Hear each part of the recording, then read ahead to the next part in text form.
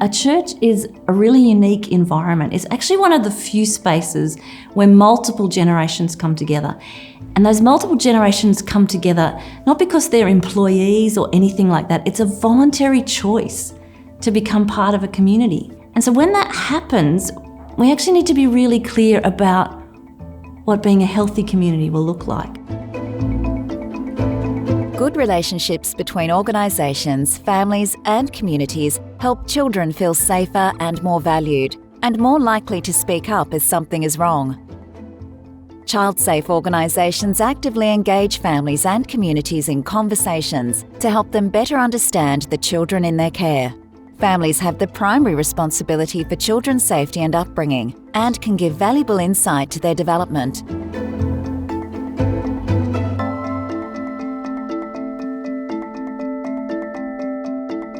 I think it's important if the children can see that you have a relationship with their parent. I think that makes your relationship with the child stronger. My observations over several years has been that when families and educators know that you place great value in their child's safety and well-being, conversations flow very easily. It's a rare family that doesn't want to talk and communicate about their own child. We work with allied services in speech pathology, in occupational therapy. We drive the kids to school. We feed them a couple of times a day. We send grocery boxes home.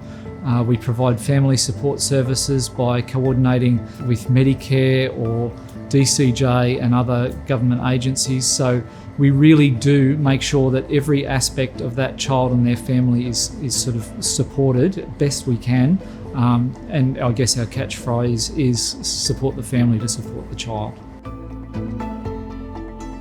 Organisations that respect and foster community values feel safer to the children that participate. Community members can be an important part of a child's life, and involving a child's community in organisational policy and practice can be key to improving child safety.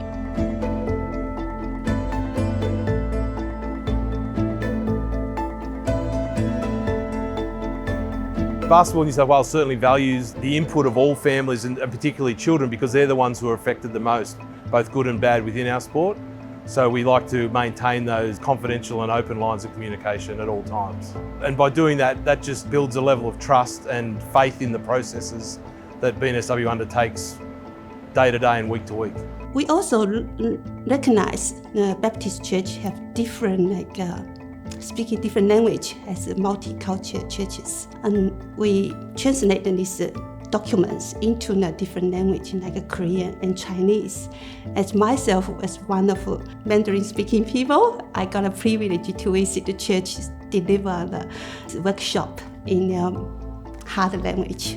You get really personal with the families and you get pretty close, and it's like one big happy family. The community connection is so important. I just feel we play a really big part in just keeping them connected. Our childcare centres, we're here for the families. So having their input and their contribution is, we wouldn't be here without them really, because, we have their children and they're part of our communities. We really need to network with them because they're a very valuable resource in council, in local government as well.